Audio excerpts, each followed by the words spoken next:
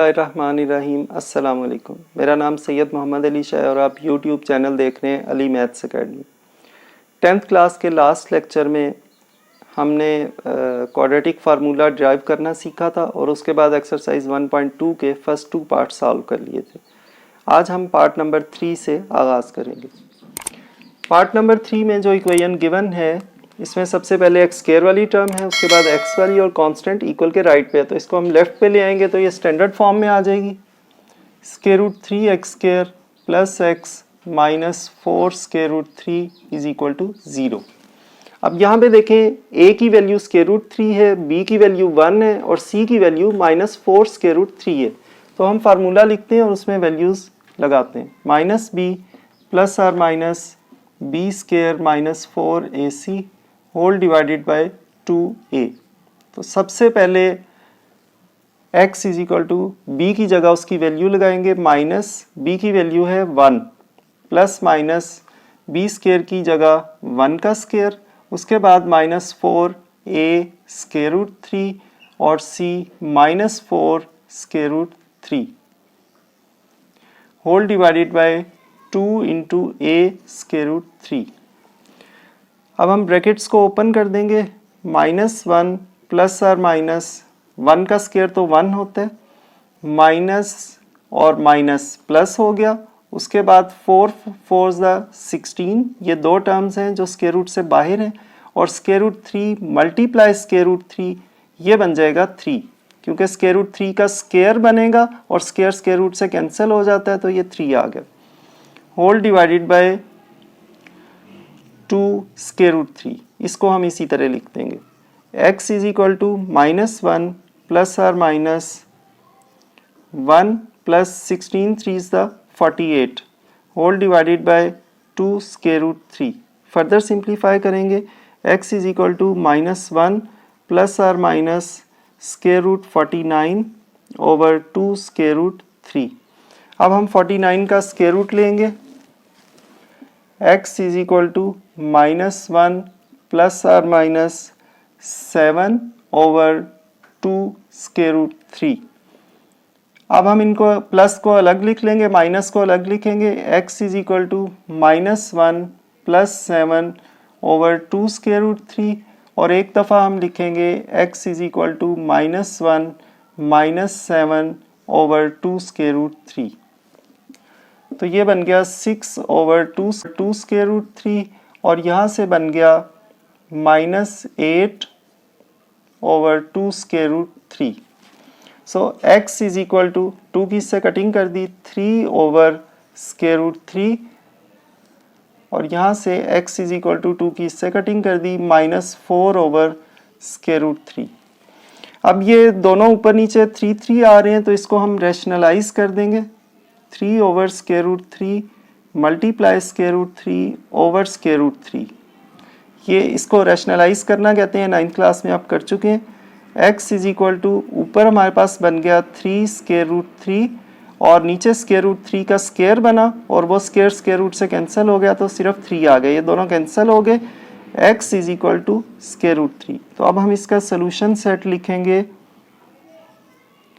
Square root 3 and minus 4 over square root 3।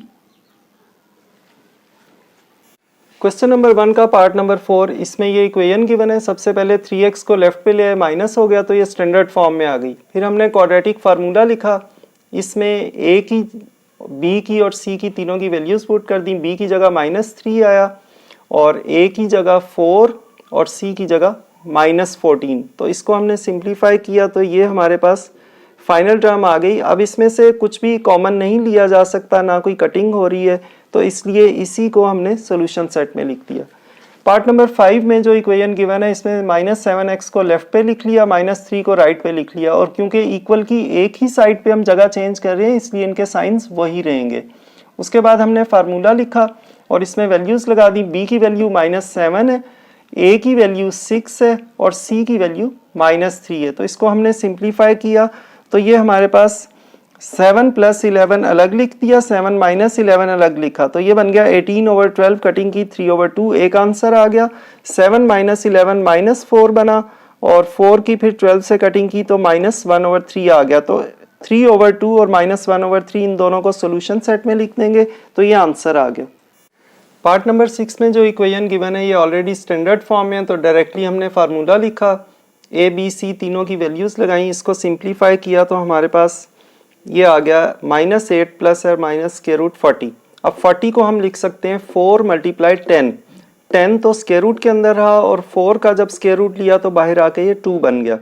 अब हम 6 की इनमें से किसी एक टर्म से कटिंग नहीं कर सकते क्योंकि दरमियान में प्लस माइनस है। ये मिस्टेक भी अक्सर पेपर चेक करते हुए नजर आती है, बच्चे इसकी किसी एक टर्म से कटिंग कर देते हैं। तो हम इन दोनों टर्म्स में से पहले 2 कॉमन ले लेंगे, -4 प्लस और -√10। अब 6 की इस 2 से जो कॉमन आया कटिंग हो सकती है, तो ये हमने कटिंग कर दी तो ये हमारा आंसर आ गया और हमने इसको सॉल्यूशन सेट में लिख दिया। पार्ट नंबर 7 में जो इक्वेशन गिवन है पहले हमें इसे स्टैंडर्ड फॉर्म में लिखना होगा। नीचे 2 टर्म्स आ रही हैं x-6 एंड x-5, तो ये इनका एलसीएम बन गया। इस एलसीएम से हमने तीनों टर्म्स को बारी बारी मल्टीप्लाई कर दिया। कटिंग के बाद ये एक लीनियर इक्वेशन आ गई। ब्रैकेट्स ओपन की, 3 को इन दोनों से मल्टीप्लाई किया, 4 को इन दोनों से, माइनस माइनस यहाँ पे प्लस आ गया और इन दोनों टर्म्स को हमने सीधा सीधा आपस में मल्टीप्लाई कर दिया। फर्दर सिंप्लीफाई किया, 3x - 4x - x और 24 में से 15 निकाले 9 और -5 और -6 ये -11 आ गया। अब ये तीनों टर्म्स अपनी जगह रहेंगी और इन दोनों को राइट पे ले जाएंगे। -x + x हो गया और +9 राइट साइड पे जाके -9 हो गया। इस तरफ जो 0 बचा वो इधर लिख लिया। इनको फिर -11x + x - 10x आ गया, 30 - 9 21 आ गया। अब क्वाड्रेटिक फार्मूला लिखा, इसमें वैल्यूज लगाई और इसको सिंप्लीफाई किया तो हमारे पास 7 और 3 आंसर्स आए। ये हमने सॉल्यूशन सेट में लिख दिए।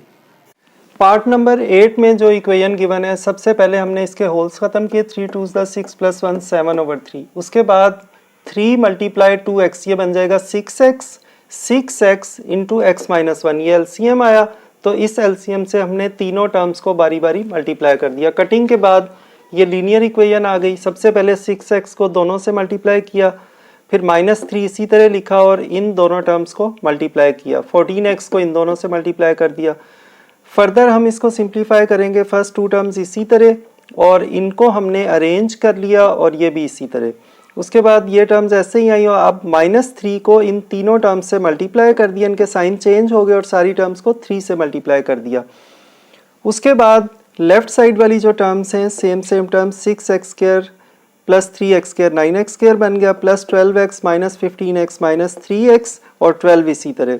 अब ये 14x² बड़ी टर्म है, 9x² छोटी है, तो ये दोनों टर्म्स अपनी जगह और इन तीनों टर्म्स को हम राइट पे ले गए, इनके साइन चेंज हो गए। तो ये हमारे पास स्टैंडर्ड फॉर्म में आ गई क्वाड्रेटिक इक्वेशन। ये हमने ऊपर दोबारा लिखी और फार्मूला लिख के क्वाड्रेटिक इक्वेशन का इसमें a b c की वैल्यूज पुट कर दी। इसको सिंप्लीफाई किया तो हमारे पास x की एक वैल्यू आ गई 3 और एक x की वैल्यू आ गई -4/5। तो फिर आप इन दोनों वैल्यूज को सोल्यूशन सेट में लिख देंगे। पार्ट नंबर 9 में जो इक्वेशन गिवन है इसमें नीचे 2 टर्म्स आ रही हैं, x - a और x - b। तो ये एलसीएम बना, इससे हमने तीनों टर्म्स को मल्टीप्लाई कर दिया। तो ये हमारे पास लीनियर इक्वेशन आई। a को हमने इन दोनों से मल्टीप्लाई किया, b को इन दोनों से और राइट साइड पे 2 हमने इसी तरह लिखा और इन दोनों टर्म्स को मल्टीप्लाई कर दिया। उसके बाद इनको हमने अरेंज कर लिया, पहले x फिर bx और ये दोनों कांस्टेंट्स हमने बाद में लिख लिए और 2 को हमने इन तमाम टर्म्स से मल्टीप्लाई कर लिया। उसके बाद ये देखें यहाँ पे x² आ रहा है, लेफ्ट साइड पे कोई x² नहीं है, तो ये सारी टर्म्स जो हैं ये हमने इसी तरह लिख ली और लेफ्ट साइड पे जितनी टर्म्स हैं इनको हम दूसरी तरफ ले गए तो इन चारों टर्म्स के साइंस चेंज हो गए राइट साइड पे और लेफ्ट साइड पे 0 बचा वो हमने राइट पे लिख लिया। अब 2x² इसी तरह आया, -2ax और -ax, -3ax बन गया, इसी तरह -2bx और -bx, -3bx। उसके बाद हमने कांस्टेंट्स लिख लिए अरेंज करके, पहले a² b² लिख लिया और उसके बाद ये 2ab लिख लिया। अब ये 2x² इसी तरह इन दोनों टर्म्स में से x हमने कॉमन ले लिया राइट साइड पे और दोनों में से -3 हमने लेफ्ट साइड पे कॉमन ले लिया, तो बाकी बच गया a + b और ये a + b होल स्क्वायर का फार्मूला लिखा हुआ है तो इसको हमने क्लोज करके a + b होल स्क्वायर लिख दिया। तो ये हमारे पास स्टैंडर्ड फॉर्म आ गई क्वाड्रेटिक इक्वेशन की। अब हमने तो क्वाड्रेटिक फार्मूला लिखा, इसमें हमने a b c की वैल्यूज लगाई। तो ये -3 into A plus B, minus minus plus हो गया। उसके बाद जब इसका स्केयर लिया -3 का स्केयर +9 और a प्लस बी का स्केयर आ गया। उसके बाद 4 2 द 8 और ये टर्म इसी तरह। नेक्स्ट स्टेप में 9 a plus b whole square था, 9 माइनस 8 1 बना, 1 लिखने की जरूरत नहीं है, a plus b whole square इसी तरह आ गया। तो ये स्केयर इससे कैंसिल हो गया, तो ये टर्म बाकी बची। एक दफ़ा हमने प्लस लिखा, एक दफ़ा माइनस।